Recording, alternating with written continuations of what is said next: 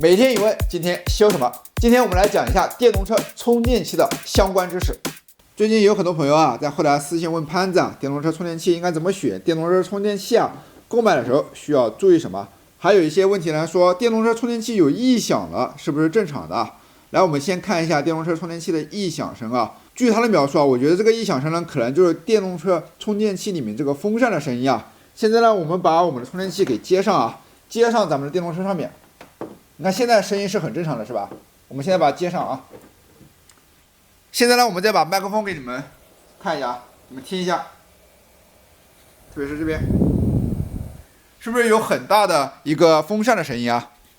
那么这就是我们风扇在转动的一个异响声啊，这个声音一般是很小的啊。但是如果你的充电器在使用了一段时间之后，比如使用了2年、3年啊，乃至更久，或者是里面的风扇出现问题之后，确实会有一个比较大的异响声啊。那么碰到这个异响声呢，大家不用去慌张啊，有2个办法可以解决。第一个呢，就把它拆开，上一点润滑油啊。如果在质保期，就退给咱们的相应的店铺啊，或者是车行师傅那边，让他帮你去处理一下。第二个呢，就是充电器，我觉得一个非常重要的功能啊，就是一定要有过充保护，也就是自动断电。当电动车电池的电量充满了之后，你的电动车充电器呢，应该是需要一个自动断电的。如果不断电的话，那么会出现一个什么情况？不断电的话，那么你这个电池啊，就一直在充电，那么时间充了久之后，你这个电池就会鼓包啊，鼓包，那你这个电池就废掉了啊。所以大家在购买充电器的时候，一定要咨询一下咱们网店客服啊，你这个充电器有没有一个过充保护的功能啊？然后再和大家说一点，就是我们充电器的咱们这个灯啊，我觉得这是一个非常好的功能啊，就是叫阶段性充电指示灯啊。你看我这个充电器现在是充80%到100%啊，我可以随时随地的知道咱们这个电池啊充电的一个进度啊。有些朋友说我可以在仪表盘看啊，这个仪表盘上面不也有吗？朋友们，你就有点天真了，咱们仪表盘通常都是不准的啊。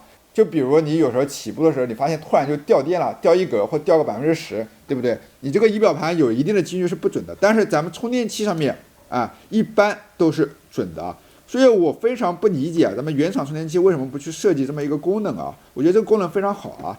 如果有需要这个功能的朋友，可以在我们的淘宝店进行一个购买啊。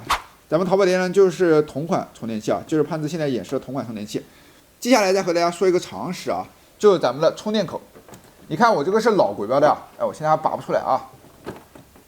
咱们这个是老国标的一个充电器啊，所以它这个是一个老国标的充电口。可以看到老国标的充电口都是统一的，都是这个样子的。那么如果你不是这个样子的充电口，基本都是新国标的。每家的新国标充电口都不一样，有的品牌甚至会有3个充电接口啊，非常令人匪夷所思的一点啊。那么遇到这种情况呢，如果你想买我们家的，或者是买其他家比较好的老国标通用的充电器，那么应该怎么做？你就需要购买一个转接头，转接在上面啊。同时你还要去跟客服联系啊，然后把你自己充电器的这个充电口的照片，或者是原来充电器充电口的照片发给店铺的客服啊。我已经碰到很多次这种情况了，就是你买了充电器，也拍了新国标转接口，但是没有去联系客服。每次我都是要打个电话去问一问，非常的麻烦，朋友们。最后还有一点要和大家说啊，就是很多人会关心咱们充电器的现厂价充电器它本身有多少米。像我们这一款充电器呢，它是1.8米啊，就是从充电器加上机身加上这个线啊，总共是1.8米的样子。有的充电器呢，它可以达到2米，有的充电器它可以达到2.5米啊，但一般都是1.8米左右。所以如果你有特殊的加长的一个需求的话，我建议啊，你可以去考虑一个更长的长度啊，当然价格也会更加的贵一些啊。那么希望今天视频呢能够对你有所帮助啊，那么我们下期视频再见，拜拜。